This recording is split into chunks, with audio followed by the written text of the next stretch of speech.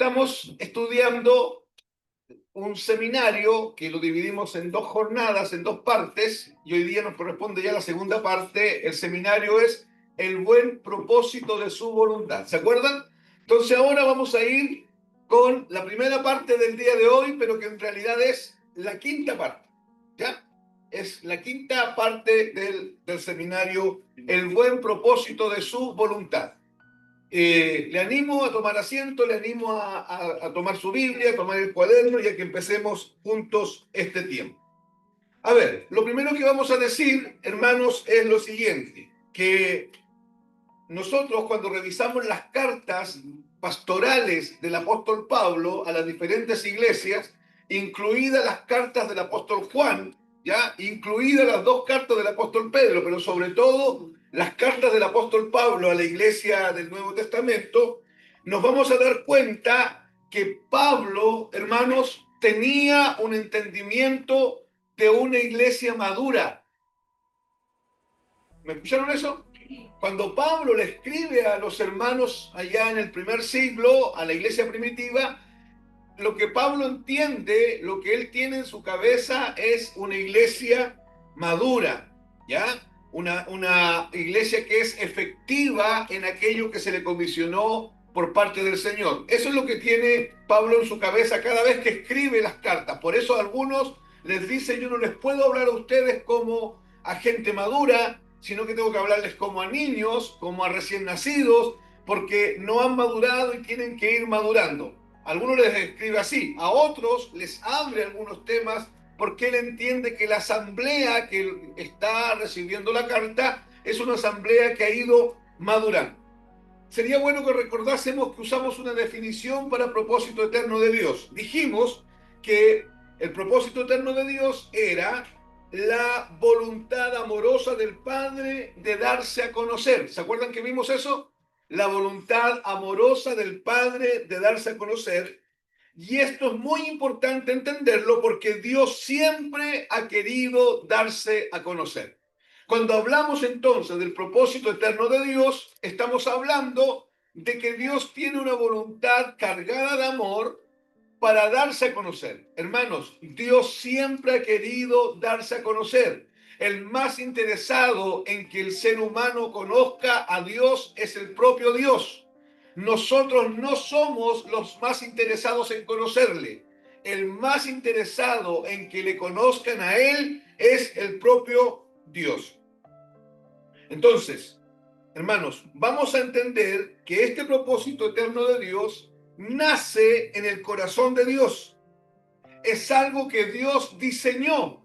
Cuando hablamos del buen propósito de su voluntad, estamos hablando también del buen propósito eterno. Estamos hablando también del llamamiento supremo. Son tres nombres diferentes que Pablo le da a lo mismo: propósito eterno de Dios, o llamamiento supremo, o el buen propósito de su voluntad. Y, hermanos, nos tiene que quedar claro que el propósito eterno de Dios nace en el corazón de Dios. Segundo, es un diseño de Dios. Hermanos, el propósito eterno de Dios no es una doctrina que inventaron los hombres. ¿De acuerdo? Porque alguien podría pensar que como por mucho tiempo nadie antes había hablado del buen propósito de Dios, o nunca antes alguien había hablado del propósito eterno de Dios, hermanos, hermanas, alguien podría pensar que es un invento de los hombres. Ya, y ahora están hablando del propósito eterno de Dios, y tanto que hablan del propósito eterno de Dios, y solo el propósito eterno de Dios. Pero no, es un diseño que nace en el corazón de Dios, es el diseño original, no es un invento de los hombres, no es una moda doctrinal, no es algo que ahora se nos ocurrió y estamos hablando de eso. No se trata de aprender expresiones nuevas, sino que tiene que ver con el corazón de Dios, porque el propósito eterno de Dios nace en el corazón de Dios. Otra cosa, hermanos, el propósito eterno de Dios es uno de los temas más importantes que la iglesia tiene que oír. Díganme.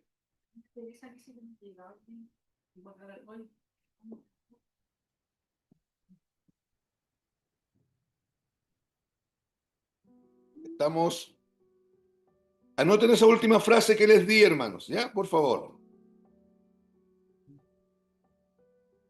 El propósito eterno de Dios nace en el corazón de Dios. No es una moda, no es un nuevo lenguaje que tenemos que ir aprendiendo, no es algo que tenemos que ir nosotros ahora conociendo. Y lo último que le dije es que el propósito eterno de Dios es uno de los temas más importantes que la iglesia tiene que oír y a lo que la iglesia tiene que ser expuesta. ¿Por qué? Por lo que dije antes, porque el propósito eterno de Dios salió del corazón de Dios, es un diseño, es parte del diseño original. Ahora, hermanos, el propósito eterno de Dios no es algo solamente del Nuevo Testamento. El propósito eterno de Dios está escondido en toda la Escritura, tanto en el Antiguo Testamento como en el Nuevo Testamento. Cuando hablamos del Nuevo Testamento, lo que empezamos a ver a través de Mateo es la revelación máxima de la intención y de la voluntad de Dios antes de la fundación del mundo. A ver, cuando vamos al Nuevo Testamento, desde Mateo a Apocalipsis, nos vamos a encontrar con que el propósito eterno de Dios está ahí revelado, está ahí manifestado. ¿Me está oyendo? Pero usted tiene que entender que lo que se está revelando es la máxima intención y voluntad de Dios. No sé si puede anotar esa frase. El propósito eterno de Dios es la máxima intención y voluntad de Dios para nosotros. Y esto fue revelado, amados, antes de la fundación del mundo. Ahora, ¿por qué yo digo esto? Porque lo que nos relatan los evangelios acerca del Verbo encarnado, acerca del Hijo encarnado, recordemos que para Dios nada tiene más importancia que el desarrollo del propósito eterno de Dios en nuestras vidas. Hermanos, para Dios no hay nada más importante que eso. Esa es la razón por qué usted y yo fuimos llamados. Nosotros, no olvide esto, no fuimos llamados para ser salvos. No nos sacaron de tinieblas a luz para ahora decir, ya somos salvos gracias al Señor. No, nos sacaron de las tinieblas a la luz con un propósito determinado. La máxima de Dios es formarnos a la imagen de Cristo. Esa es la razón por qué usted y yo fuimos sacados de las tinieblas. Todo lo que Dios ha hecho, lo ha hecho en base al desarrollo del propósito eterno de Dios en nuestra vida. Cada texto escrito en la Biblia, hermanos, cada narración del Antiguo Testamento, cada personaje que aparece en la Biblia, cada doctrina que hay, cada doctrina que está entrelazada con otra doctrina, cada símil, cada tópico, cada figura, cada sombra del Antiguo Testamento, cada elemento del Nuevo Testamento que está asociado al Antiguo Testamento, todo, hermanos, todo está en función del propósito eterno de Dios. Es más, escuchen esto, los 33 años de vida de Jesucristo están en función del propósito eterno de Dios. En otras palabras, Cristo se hace hombre para el propósito eterno de Dios.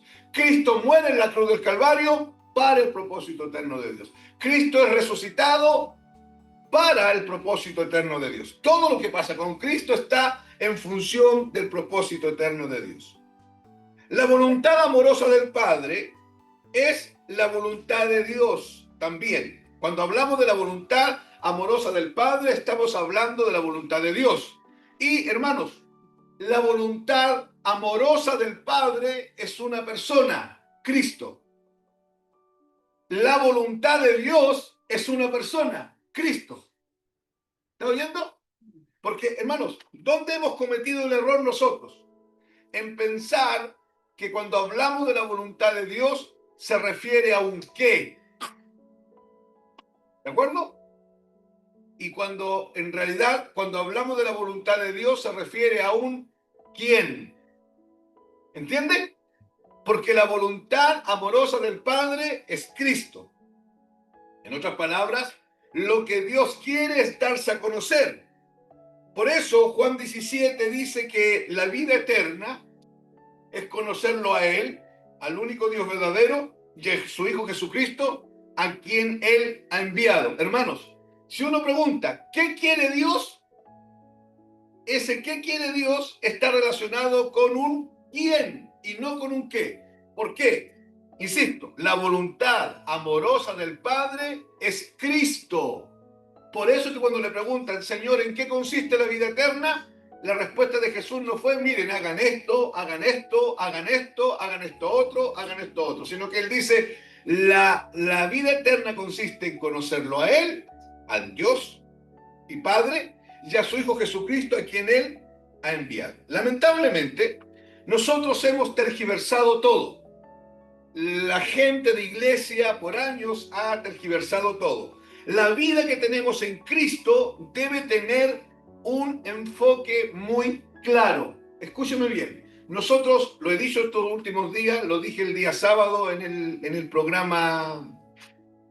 programa que hicimos con Paula. Cuando la Biblia dice que Dios nos da vida eterna por creer en Cristo, hermano, no es que Dios fabricó, creó una vida eterna para que todo aquel que creyera en Cristo recibiese esa vida eterna que Él creó. ¿Me está oyendo? Sino que cuando la Biblia dice que todo aquel que en Él cree iba a recibir vida eterna, se estaba refiriendo a la misma vida de Cristo. Yo en forma personal, por años, obviamente no estaba esta estructura de pensamiento en mi mente, pero por años yo pensé que la vida eterna era algo que Dios me había dado. ¿Me está escuchando? Sí. Y que era vida eterna. y escúchame, y que era vivir para siempre, al lado de Dios. ¿Me está escuchando? Pero la vida eterna no es eso. La vida eterna es Cristo, es conocer a Cristo. Entonces, cuando alguien recibió la vida eterna, lo que pasó fue que nos fue conferida la misma vida de Cristo. Cuando alguien dice, yo tengo vida eterna, tiene que entender que lo que tiene es a una persona habitándolo, a una persona haciendo morada dentro de usted, a una persona que vino y le impartió su vida, vino y le impartió la vida. Amén, hermanos. Me está siguiendo, ¿cierto? Sabe que es importante que se concentre porque yo voy a ir profundizando y en algún momento voy a empezar a hablar cosas bastante más profundas y es importante que usted esto ya lo vaya asimilando. Entonces, le decía yo que es muy importante y muy determinante tener un enfoque claro. ¿Sabe? ¿Usted ha oído que hay personas que son dispersas? ¿Ha escuchado eso, no? ¿Y habrá alguien aquí que dice yo soy disperso? Sí, la Sole, Jimena, Marco. Es un problema. Y es un problema para ellos mismos. Esas personas que me acaban de decir, ¿por qué? Porque a una persona dispersa le cuesta enfocarse. ¿Ya? Entonces tiene muchas cosas en su cabeza al mismo tiempo. Y trata de resolver, pero como tiene tanta cosa, le va costando. Ya, ahora, yo estoy usando, no quiero hablar de la dispersión mental. Ya, no quiero hablar de eso, estoy usando un ejemplo para explicarle que en la vida eterna no podemos ser dispersos. Nadie. Ay, ¿cómo lo hago yo, hermano, que soy disperso? No, si eso no tiene que ver con nuestra forma de pensar. Lo que yo quiero que usted entienda es que nosotros no podemos haber recibido la vida eterna y ahora no saber para qué lado cortar. Tenemos que estar bien y correctamente enfocados. Eso yo lo hice anotado ahí. Tenemos que estar bien y correctamente enfocados. Tenemos que tener un enfoque muy claro. Por eso es que hablamos de madurez. Por eso es que hablamos de madurez.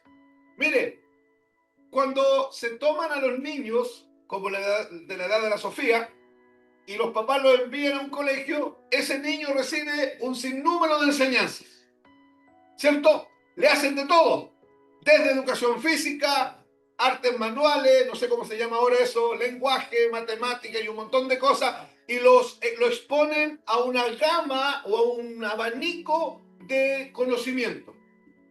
El niño va creciendo y entra a la enseñanza media y ese abanico de conocimiento se reduce un poquitito y se profundizan los conocimientos que hay. Pero cuando llega a la universidad y él toma una carrera, hay un montón de conocimientos que se deja fuera y se enfoca al estudiante en la carrera que quiso estudiar. ¿Está oyendo? Le hacen uno o dos ramos que son distractores, pero en la práctica todo lo que ese estudiante está oyendo está enfocado en la carrera. ¿De acuerdo? Pero ese estudiante se titula y él decide por sí solo capacitarse. Yo le aseguro que él va a invertir todos sus recursos en algo que esté lo más enfocado en el centro de su carrera. Si una persona salió titulado de Derecho y es un abogado, como nuestra hermana Silvia, y quiere después capacitarse en lo que hace, no va a estudiar cocina. Ah, pero puede estudiarlo como hobby. Sí, como hobby sí, pero escuche, para capacitarse en lo que hace no puede estudiar cocina. ¿Cierto? Podría sí estudiar Derecho Exterior. Podría estudiar divisa interna y centrarse y puntualizarse. ¿Por qué? Porque la madurez nos lleva a estar enfocados. ¿Por qué estamos hablando de esto y no de otra temática? Porque necesitamos madurar, porque necesitamos crecer. Por eso hablamos de madurez y es por eso que hablamos de crecimiento.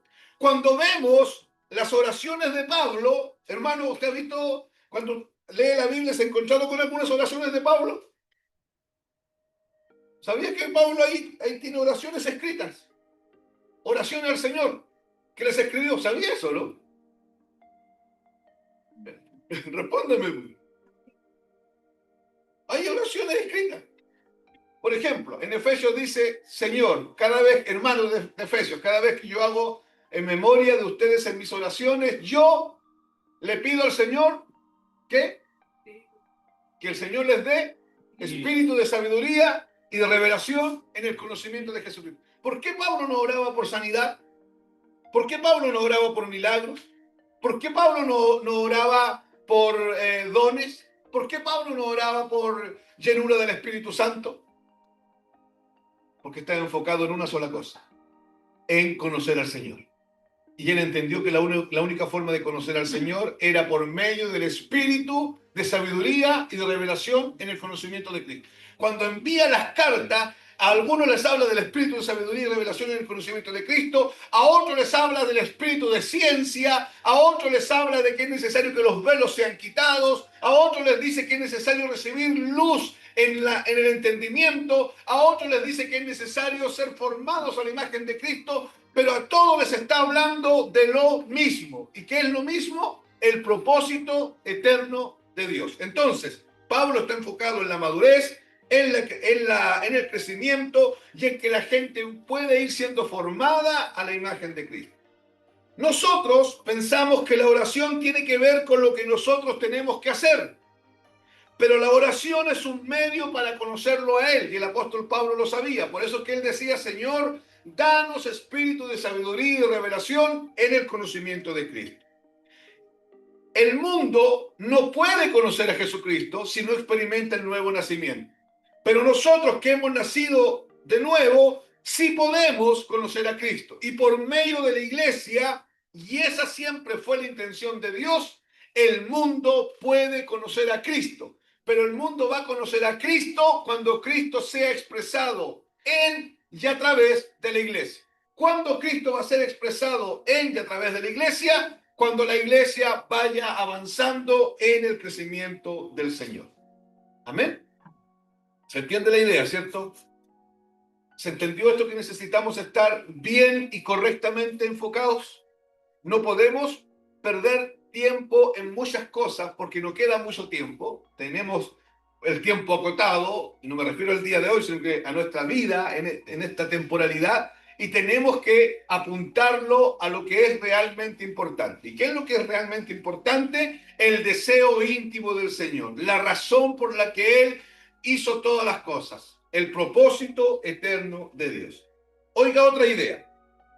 El propósito eterno de Dios tiene que ver con su deseo, tiene que ver con su única voluntad, que es de darse a conocer por medio de su Hijo. Hermanos, el Padre se quiere dar a conocer por medio de su Hijo. Por eso es que la iglesia se transformó a través de cada uno de nosotros en la morada del Hijo. Porque el Hijo quiere manifestarse y expresarse en y a través de nosotros al mundo, porque Dios quiere darse a conocer por medio del Hijo. De hecho, lo dice el texto en hebreo, que Dios, habiendo hablado de otras formas, de muchas formas, en otro tiempo, a través de los profetas, Él tomó una decisión. Y la decisión fue que en este tiempo Él iba a hablar por medio del Hijo.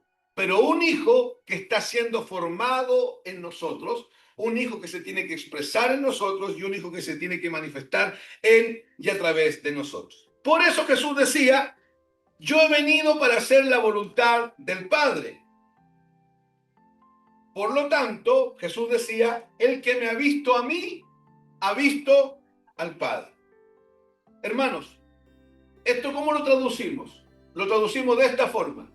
Vemos, lo que aquí dice el texto es que Jesús es la imagen del Padre aquí en la tierra. También yo hubiese anotado esa frase. Jesús es la imagen del Padre aquí en la tierra. Nadie más que Jesús es la imagen del Padre aquí en la tierra. Por eso es que Cristo se nos ha impartido. Por eso es que Cristo nos habita. Por eso es que Cristo mora en nosotros. Porque Él es la imagen del Padre aquí en la tierra. Y por eso es que usted y yo estamos siendo formados a su imagen. Cuando Jesús caminó en esta tierra, siendo el Hijo encarnado, pero ahora Pablo nos enseña diferentes cosas. Y una de las cosas que enseña es que somos el templo del Espíritu Santo.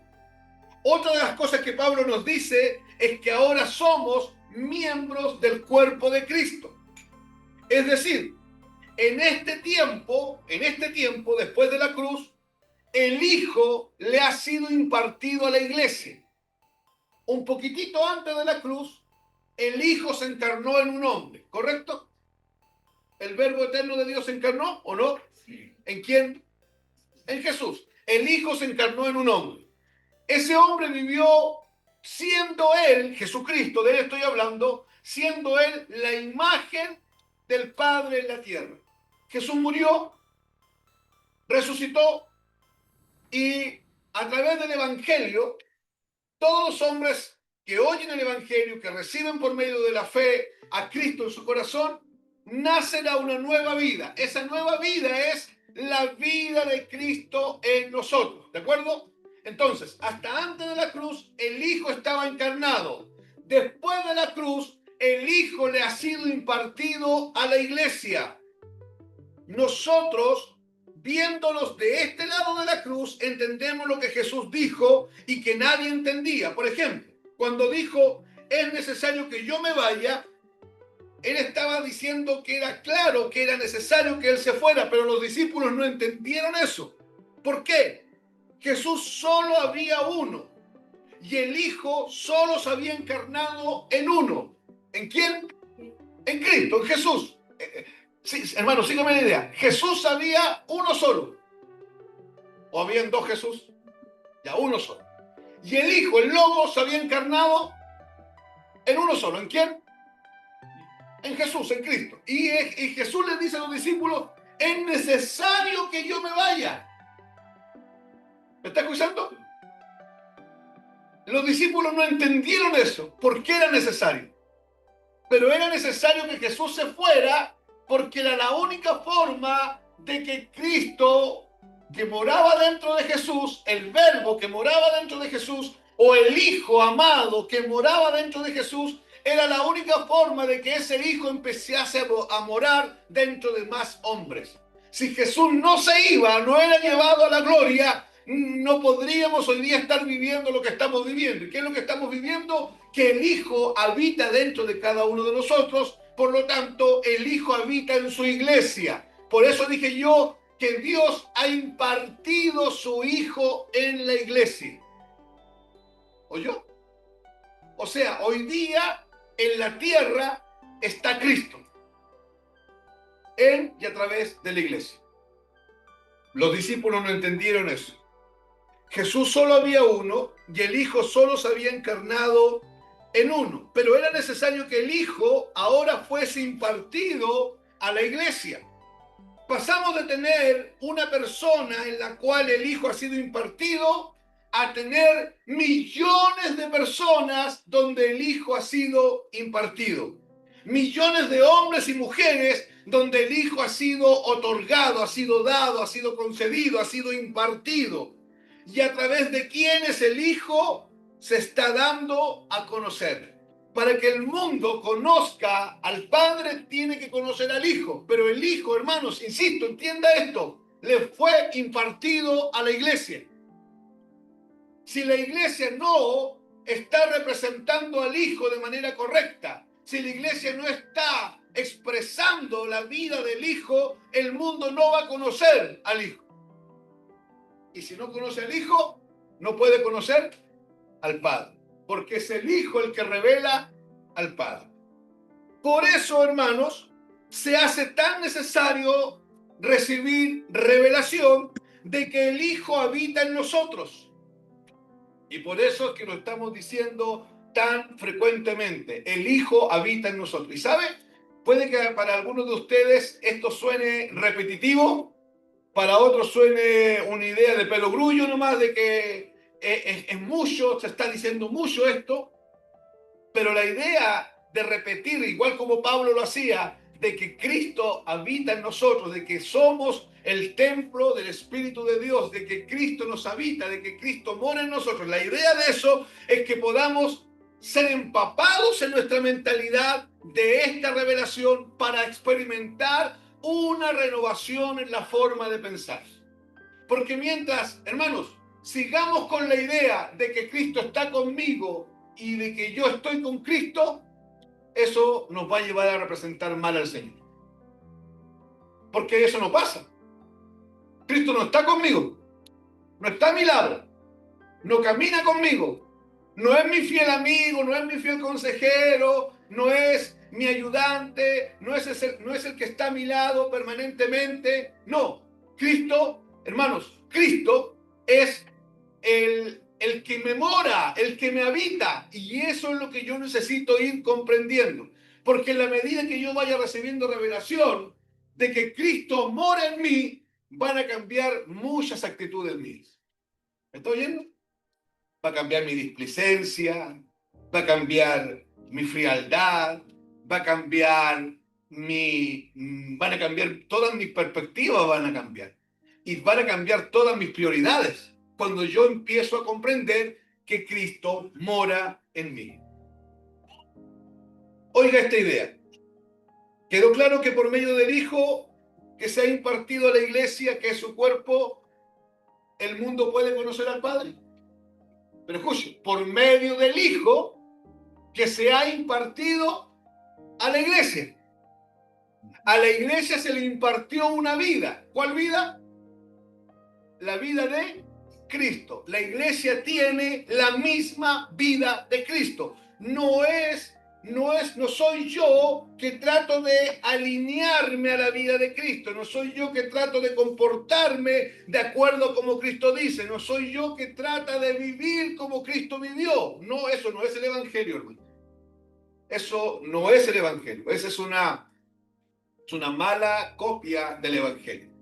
El evangelio es la vida de Cristo manifestándose en mí y a través de mí, porque es la vida que se nos confirió. ¿Cuándo se nos confirió esa vida? El día que creímos en Él y lo recibimos como el Señor y el Redentor de nuestras vidas.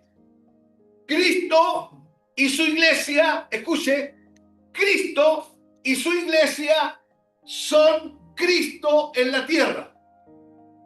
¿Oyó? no es Cristo aparte de la iglesia. Es Cristo y su iglesia juntos son Cristo en la tierra. Porque Cristo es la cabeza de este cuerpo y la iglesia es el cuerpo de este cuerpo. Cristo es la cabeza, pero el cuerpo también es Cristo. Por eso que estamos diciendo que Cristo y su iglesia, ambos son uno y son Cristo en la tierra. Somos, como iglesia, legalmente aquellos a través de los cuales Dios está hablando y Dios está actuando en esta tierra. Somos aquellos a quienes Dios está usando para hacer algo en esta tierra. ¿Hacer qué? ¿Y cuál es la voluntad? ¿Cuál es? Propósito eterno de Dios. Que el mundo conozca al Padre y para que Cristo sea el todo en todo. Por eso se nos dice que somos sal y que somos luz. Por eso Jesús dice, ustedes son la sal del mundo. Por eso después viene y dice, ustedes son la luz del mundo. Porque Dios actúa y se mueve a través de su iglesia. Voy a decir esto con los pies en la tierra, pero la frase es categóricamente correcta.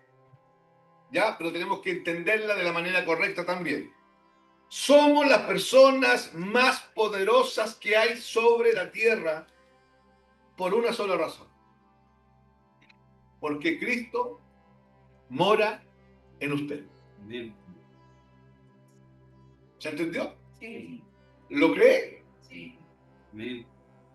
Son dos cosas diferentes, ¿no es cierto? Una es que usted lo entienda, que somos las personas más poderosas que pisan la tierra. ¿Pero lo cree, ¿verdad? Y esto es a causa de que Cristo mora en nosotros. Porque si Cristo mora en nosotros, significa que la vida de Cristo se va a expresar y la vida de Cristo se va a manifestar. Y cuando usted esté interrelacionándose con sus compañeros de trabajo, con su familia, con sus vecinos, en todos los escenarios donde Dios nos coloca, debiese estar manifestándose la vida de Cristo. Por eso que no somos llamados a vivir como Cristo. Por eso que Gálatas 2:20 dice, con Cristo estoy juntamente crucificado y ya no vivo yo, sino que ahora Cristo vive en mí. Cristo vive en mí. La pregunta es, ¿qué es lo que Cristo vive en mí? La respuesta es su vida. Y si Él vive su vida en mí, esa vida se va a manifestar. Acompáñenme a Efesios capítulo 1, versículos 4 al 6.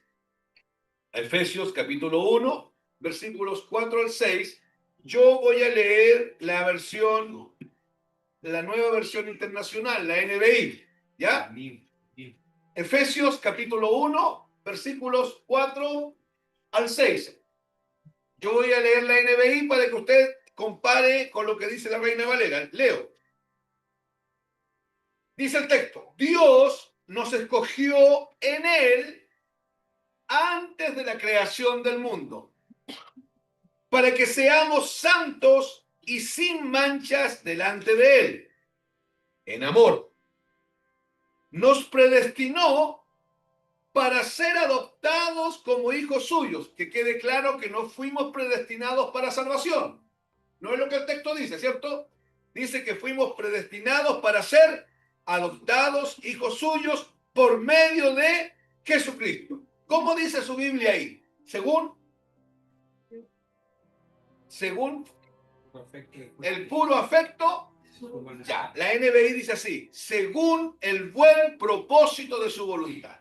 Ese es el nombre del seminario. El buen propósito de su voluntad. La Reina Valera habla del puro afecto de su voluntad, pero la NBI lo explica de mejor manera y dice que fuimos predestinados para ser adoptados hijos suyos según el buen propósito de su voluntad, para alabanza de la gloriosa gracia que nos concedió en su amado. Ahora, escuchen. Tenemos la voluntad amorosa del Padre de darse a conocer por medio del Hijo, el cual ha sido impartido a toda la iglesia, ¿correcto? Donde haya un cristiano, a ese cristiano se le impartió la vida de Cristo. Y donde haya más de un cristiano reunidos corporativamente, esa es la iglesia. Y esa iglesia, a esa iglesia se le impartió la vida de Cristo. Se ha impartido a la iglesia, que es su cuerpo, con un fin y una meta muy específica. ¿Cuál es ese fin?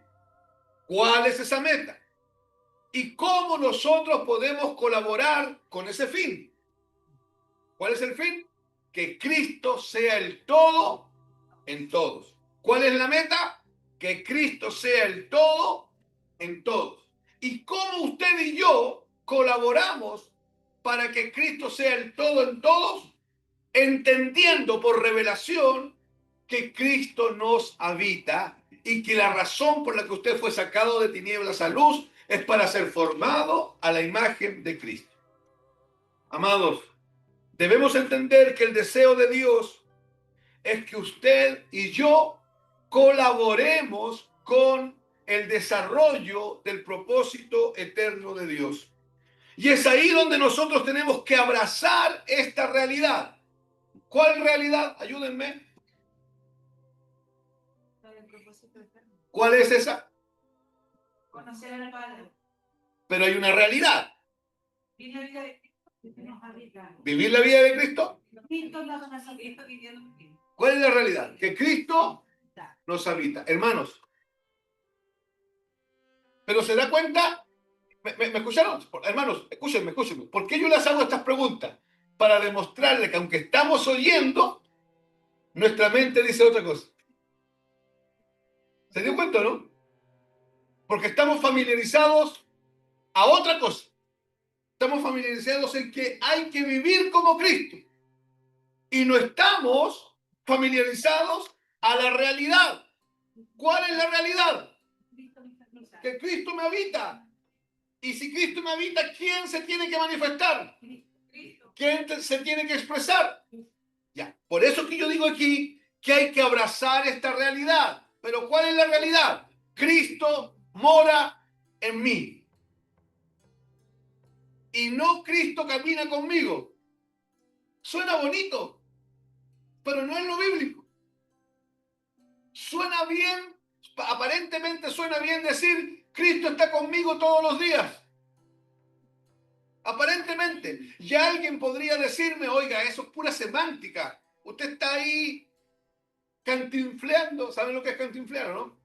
Hablar mucho y no decir absolutamente nada. Alguien podría venir y decirme, usted está puro cantinflando porque es semántica. Es lo mismo estar con Cristo que estar en Cristo. Pero cuando uno va al Evangelio y nos vamos a las cartas de Pablo, nos vamos a encontrar con que no es lo mismo. Pablo tiene una intencionalidad en decir que fuimos, escúcheme, fuimos reconciliados en Cristo Jesús, fuimos adoptados en Cristo Jesús, fuimos perdonados en su muerte, que Cristo en nosotros es la esperanza de gloria, que estamos en Cristo, por lo tanto estamos revestidos de Cristo, que estamos escondidos en Cristo, en Dios. Hay una intención de Pablo de cambiar el lenguaje para que cambie nuestra mentalidad.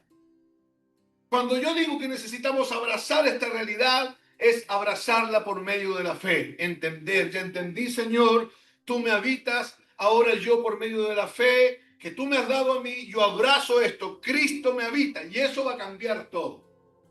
Hermano, si Cristo te habita y todos los brujos del pueblo están haciendo algo contra ti, ¿qué te va a pasar a ti? ¿Qué tiene que hacer usted? ¿Podrá dormir tranquilo esta noche? Sí. Hermano, que todos los brujos se pusieron de acuerdo para hacerte daño. ¿Podrás vivir tranquilo? ¿Por qué? ¿Entiende? La realidad que se cree hoy día es otra. Por eso que usted va a entrar a casa donde está el Salmo 91 abierto. Usted va a entrar a casa donde sí está Dios, pero también está el elefante con el billete cruzado ahí para la prosperidad. Sí está la Biblia abierta y se cree en la Biblia, pero también está la ruda en la entrada para como contra, o la mata de Canelo, o la cruz de Paico, o una cantidad de cosas que la gente cree, hermanos. Y esta mezcla sincretista nos dice que no estamos entendiendo la realidad del Evangelio. Entonces, necesitamos abrazar esta realidad. Hemos sido escogidos para esto. ¿Para qué? Para que Cristo more en nosotros. No nos escogieron para simplemente reunirnos en un lugar el día domingo y venir y cantar canciones. No nos escogieron para leer la Biblia en voz alta y aprendernos versículos bíblicos. No nos escogieron para llegar a una estructura llamada escuela dominical y traer a nuestros niños y enseñarles la historia de Sansón, Noé y David. No nos escogieron para eso. Nos escogieron para ser la morada de Dios en el Espíritu. Nos escogieron para que a título individual Cristo nos habite y a título colectivo la iglesia sea el cuerpo de Cristo, la iglesia sea la morada de Dios en la tierra y la vida de Cristo en la iglesia se exprese y se manifieste al mundo para que el mundo conozca a Cristo y conozca al Padre. Esto es la vida eterna. La vida eterna, hermano, no es que usted va a pasar la eternidad con los ángeles al lado. O sea, hermanos, hay gente que quiere experimentar la vida eterna para saber cómo son los seres vivientes, cómo son las 4 ruedas de las que habla Ezequiel, para saber si las calles de oro y el mar de cristal existen o no existen. Hermanos, no podemos. Nuestra vida no puede estar centrada en eso. Nosotros necesitamos conocer la razón por qué Cristo se hizo hombre. Y se hizo hombre, el Logos eterno de Dios se hizo hombre para dar a conocer al Padre, para que usted y yo lo conozcamos. Y una vez que usted y yo lo conocemos, el mismo Cristo, la misma vida de Cristo nos habita para que esa vida se manifieste en y a través de nosotros. Él nos escogió para ser formados a la imagen de Cristo, y mientras estamos siendo formados a la imagen de Cristo, estemos colaborando, entiéndase, colaborando, participando por gracia, con el propósito eterno de Dios, para poder ver a Cristo siendo el todo en todos. Para eso usted y yo fuimos escogidos.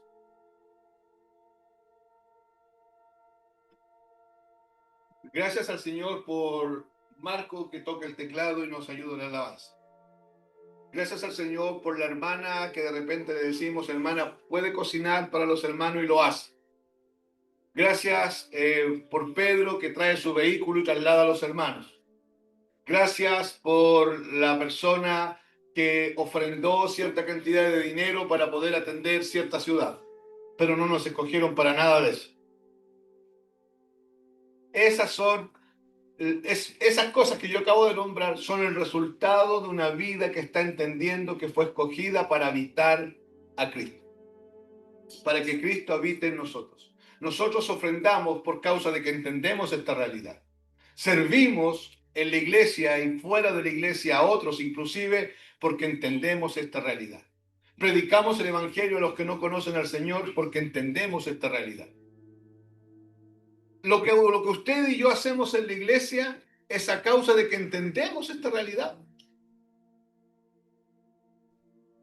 No puede ser, hermano, ¿sabe por qué? Escúcheme bien, ¿por qué es tan importante entender esto? Porque a veces en la iglesia nadie nos dice gracias. Y puede que usted después de un tiempo se canse porque nadie le dijo gracias y usted abandone lo que está haciendo. O puede que lo que usted está haciendo sienta que otros no les gusta lo que usted está haciendo. O puede que lo que usted está haciendo, usted siente que nadie te está ayudando en lo que tú estás haciendo. Y todo esto que estoy nombrando, y puedo estar el día entero dando ejemplos, y todo esto te puede llevar a ti a decir, ya yo no lo hago más. La pregunta es, ¿tú hacías esto para o hacías esto a causa de? ¿Entienden? ¿Qué motivaba nuestro corazón? ¿Lo hacíamos para esto o lo hacíamos a causa de que yo estoy entendiendo que Cristo me habita, que Cristo mora en mí y que es la vida de Cristo manifestándose en y dentro y a través de mí? Jesucristo dijo, yo no vine para ser servido, sino que yo vine para servir. Ya. Y si Cristo mora en mí, ¿habrá cambiado el discurso? Cristo morando en mí, ¿para qué vino? Hagamos el ejercicio de nuevo. El Logos morando en Jesús, ¿a qué vino? ¿Y a qué no vino? Ya.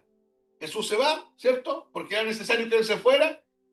Y empezaron a venir hombres y mujeres, millones y millones de hombres y mujeres en estos 2000 años que el Señor los habita. Ahora, el Logos habitando en usted, ¿a qué vino?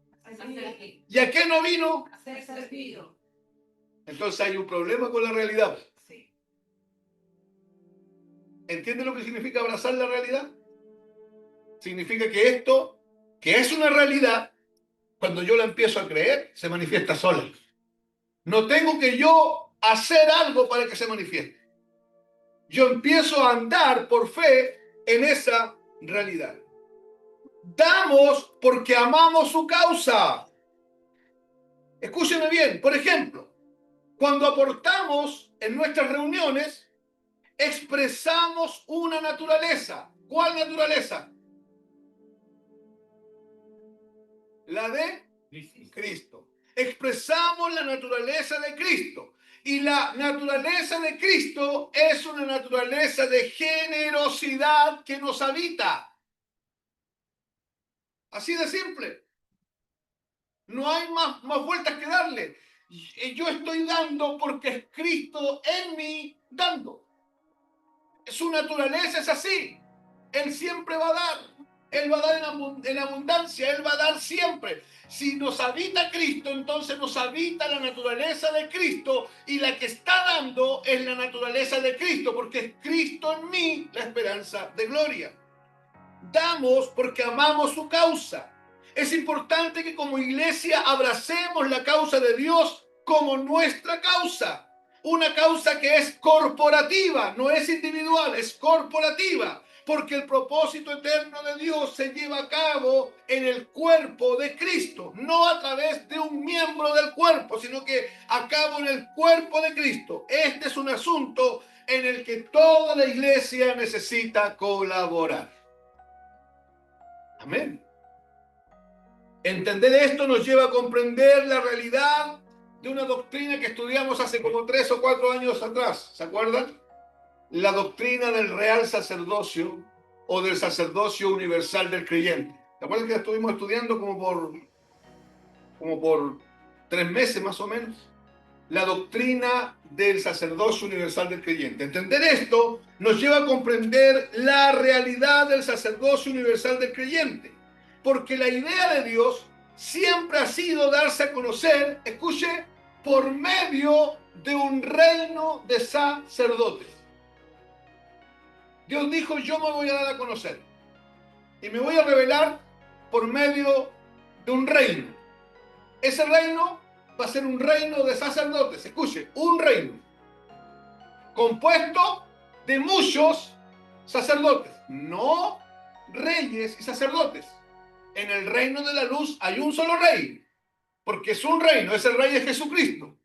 Y nosotros somos parte de un reino de sacerdotes. Nosotros, hermanos, somos la nueva casta sacerdotal. Ahora, ¿por qué existe este reino de sacerdotes? Porque Dios siempre ha querido darse a conocer al hombre por medio de un reino de sacerdotes. Vamos a ver el ejemplo. Ahora quizás usted en su mente está pensando lo siguiente.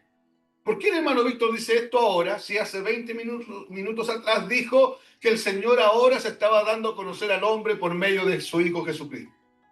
¿Por qué dice? Yo no estoy diciendo nada contradictorio. Yo estoy diciendo la idea que el Señor siempre tuvo. ¿Cuál es la idea que el Señor siempre tuvo? Darse a conocer por medio de un reino de sacerdotes. Por eso es que creó un pueblo llamado Israel y en medio de ese pueblo llamó a una de las tribus y de ahí sacó una casta sacerdotal, pero todo eso era sombra y figura de lo que iba a pasar en la cruz y después de la cruz. ¿Qué iba a pasar en la cruz y después de la cruz? Dios iba a establecer un reino de sacerdotes. Dios iba a establecer una nueva casta sacerdotal. Y esa nueva casta sacerdotal o ese reino de sacerdotes tenían algo en común. todos iban a tener a Cristo morando dentro de él. Y es Cristo dentro de ese hombre, de esa mujer, que se iba a manifestar y se iba a dar a conocer. Entonces, la idea, hermanos, hermanas, la idea de un reino de sacerdotes no contradice la idea de que Dios se revela a través de su Hijo, que mora en este reino de sacerdotes que es la iglesia. Veamos si es verdad lo que estoy diciendo. Acompáñenme a Génesis, capítulo 2, verso 15 al verso 17. Génesis, capítulo 2, versículo 15 al versículo 17. Voy a leer la Reina Valera, la que usted tiene ahí.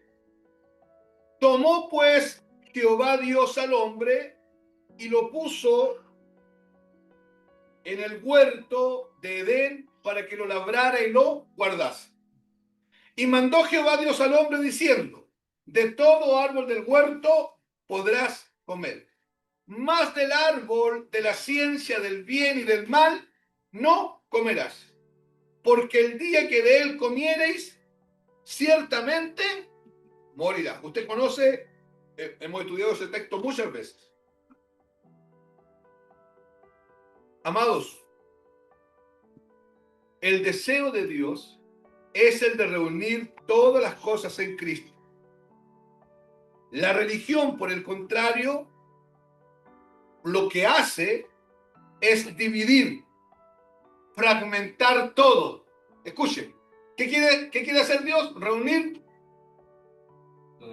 todas las cosas en Cristo. Lo dice el texto bíblico. Él quiere reunir todas las cosas en Cristo. Pero ¿qué hace la religión?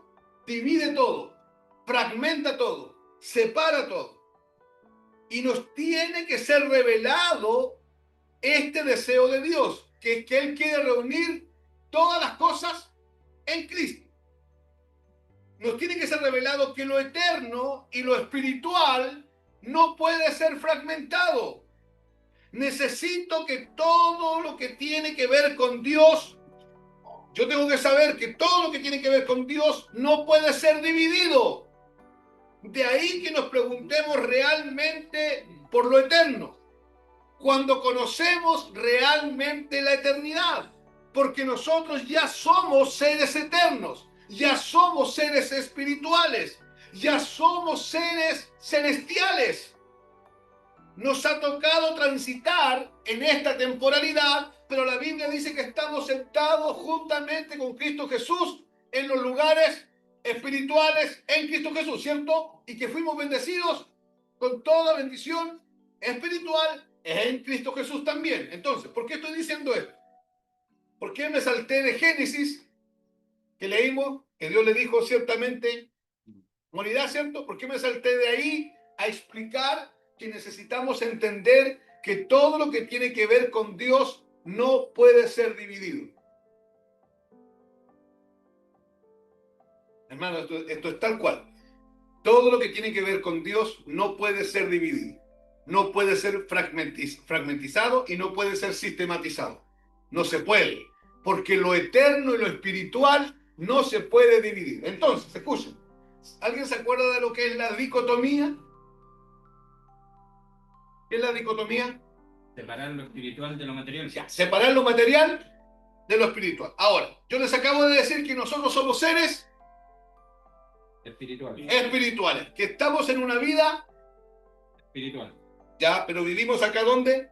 En una temporalidad. Pero nuestra vida es espiritual. Por lo tanto, nosotros no tenemos una vida espiritual y una vida material.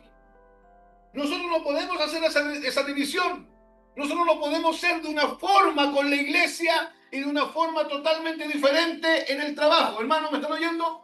No podemos. Nosotros no podemos estar bien en el templo y estar mal fuera del templo. No existe eso. Nuestra vida es espiritual y siempre nos mora Cristo. Nos mora Cristo cuando estamos reunidos con los hermanos. Nos mora Cristo cuando estamos trabajando. Nos mora Cristo cuando estamos solos leyendo un libro. Nos mora Cristo cuando estamos en el cine viendo una película. Nos mora Cristo cuando vamos caminando con el hijo en la playa. Nos mora Cristo cuando sacamos a pasear la mascota. Nos mora Cristo siempre. No puede haber división.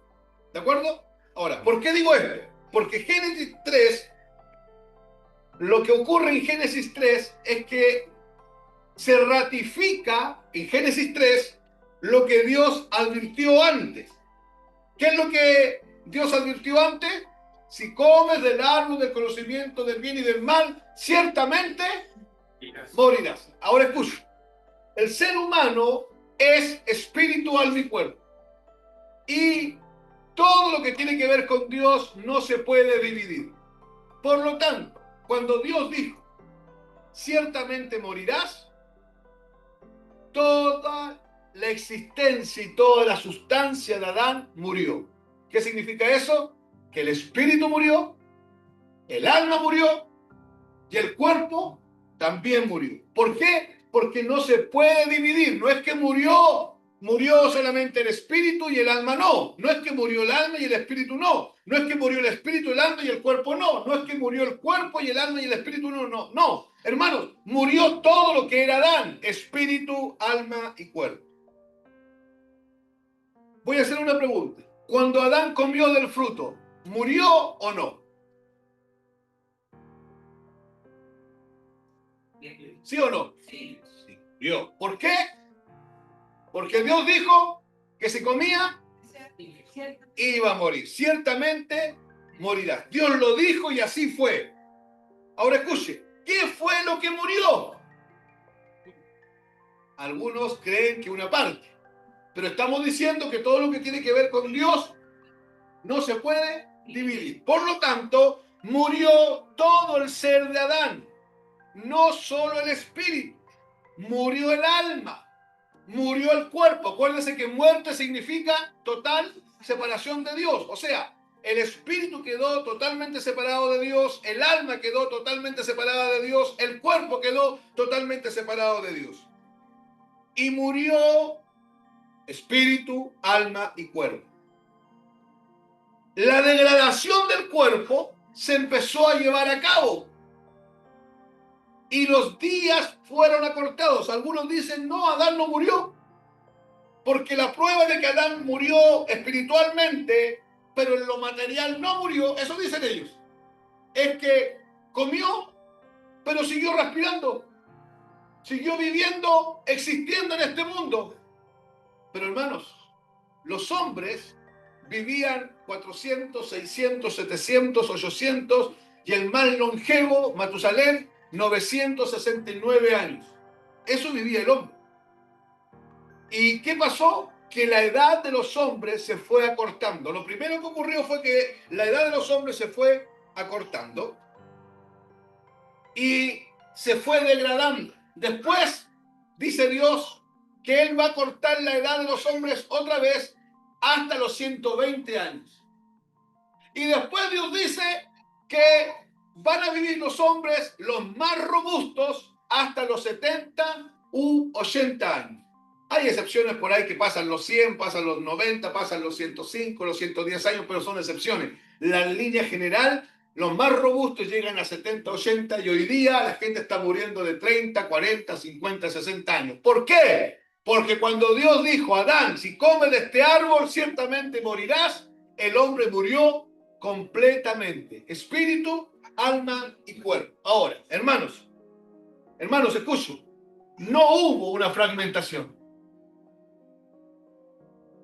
Cuando Dios dijo ciertamente morirás, no hubo una fragmentación. Y oiga esto, en la redención tampoco hay fragmentación.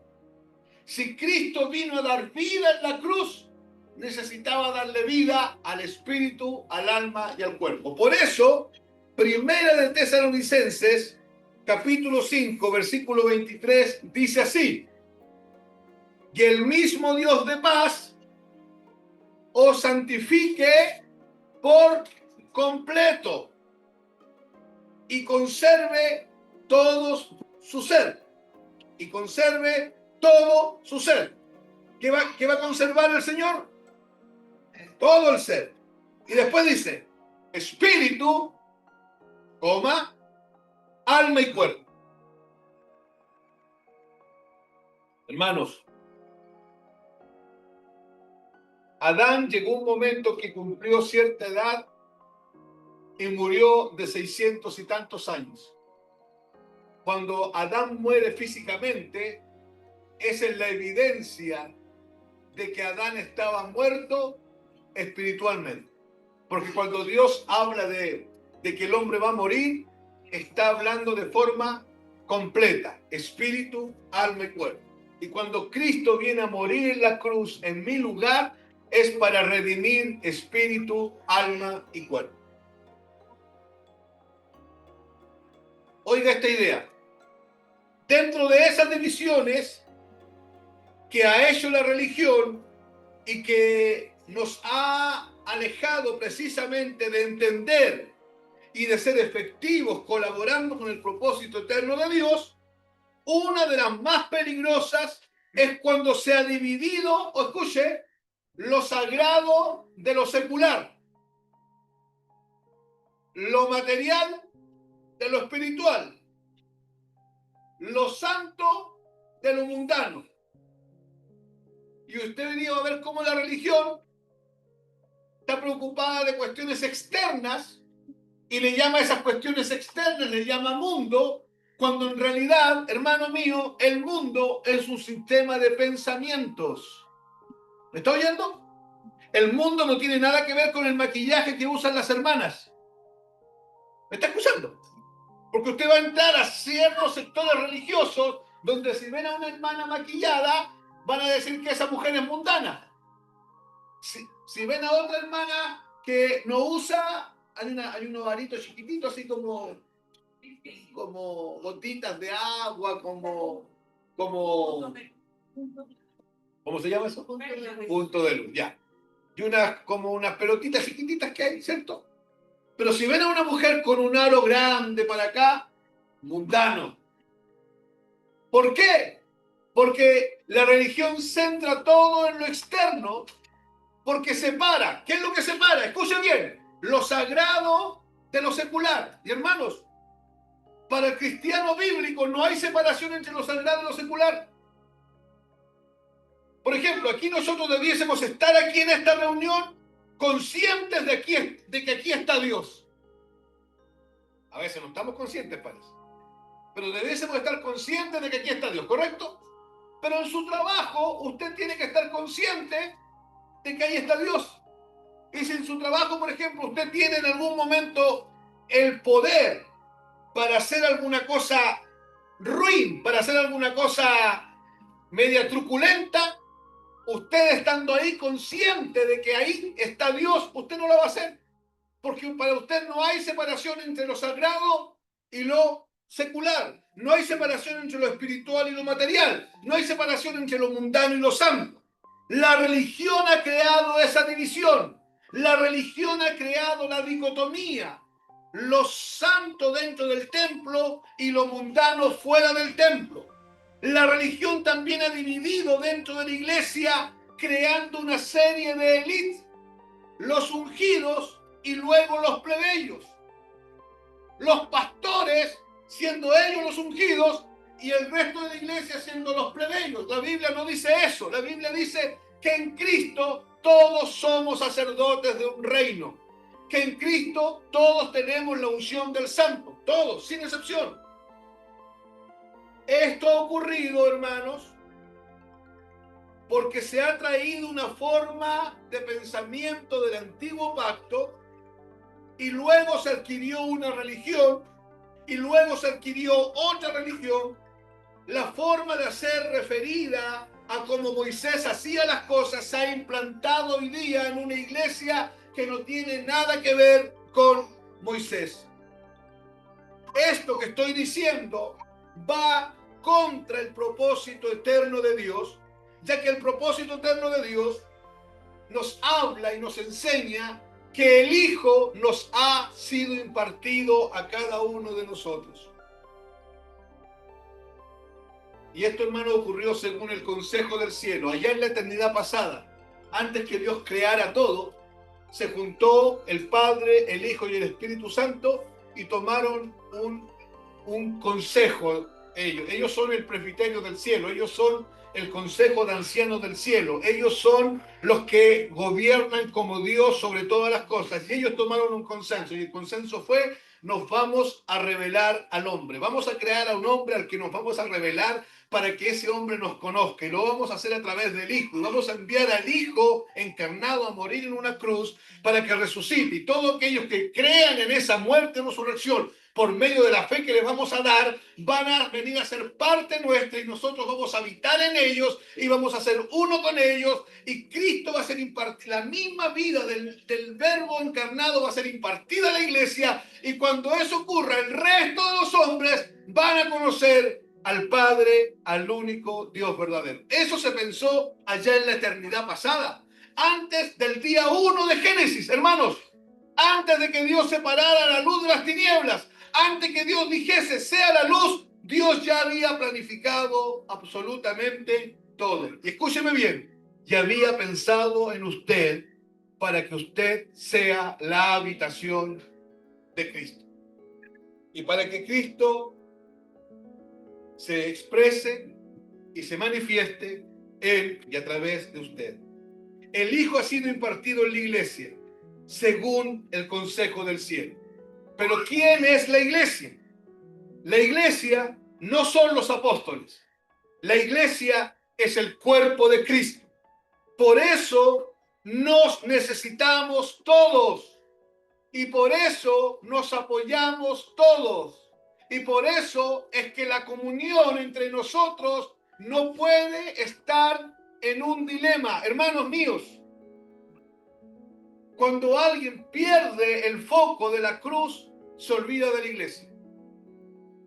Cuando alguien pierde el foco de Cristo crucificado, muerto, resucitado, se olvida de la iglesia, porque empezamos a pensar en nosotros. Nosotros no debemos promover la separación entre lo espiritual y lo secular, o entre lo material y lo espiritual. Eso es lo que ha generado la doble vida. Entender que el Hijo ha sido impartido en la iglesia para que llevemos a cabo el propósito eterno de Dios, y que Dios decidió tener un pueblo, un reino de sacerdotes. Eso es lo que usted y yo necesitamos entender por revelación. Es necesario entonces abrazar la realidad del sacerdocio eterno.